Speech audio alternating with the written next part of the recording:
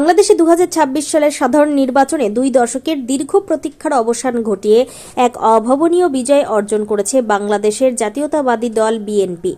299টি আসনের মধ্যে এককভাবে 212টি আসনে জয়লাভ করে বিএনপি দল এখন রাষ্ট্র পরিচালনার চূড়ান্ত প্রস্তুতি নিচ্ছে।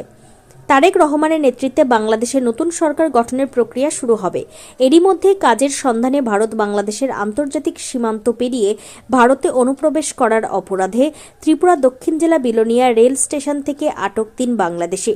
ধৃত বাংলাদেশিদের নাম ইমন হোসেন, আব্দুল আলী এবং শহীদুল ইসলাম। ধৃত 3 জন বাংলাদেশের বিরুদ্ধে পাসপোর্ট আইনে মামলা নিয়ে তাদেরকে জিজ্ঞাসাবাদের জন্য পুলিশ রিমান্ড চেয়ে আদালতে প্রেরণ করা হয়েছে বলে জানিয়েছেন বিলোনিয়া থানার ওসি। ত্রিপুরা থেকে বিক্রম কর্মকারের report, crime press Bengal news. দুপুরের পরে আমরা একটা ইনফরমেশন পাই,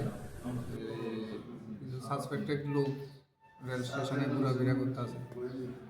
যথারীতি আমি এসআই নয়ন রায়কে আমি পাঠাই ইনকোয়ারি করার জন্য। মানে যথারীতি গেল, ইনকোয়ারি করলো, তারা জিজ্ঞাসাবাদ করার পরে জানতে পারলো তারা বাংলাদেশি। যখন প্রিলিমিনারি ইনকোয়ারি হলো, তারা নিজেরাই বললো যে বিলোনিয়া সাইডে দিয়া তারা বাংলাদেশ থেকে ইন্ডিয়াতে প্রবেশ করছে কাজের সন্ধানে। ত্রিপুরাতে কোনো গর্জিয়া লাগাতে কোনখানে রাবার গাছ কাটিংয়ের জন্য তারা লেবারের কাজ করতে হয়।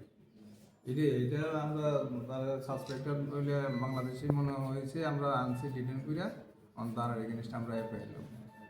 একজনের নাম ইমন হোসেন, বাড়ি হলো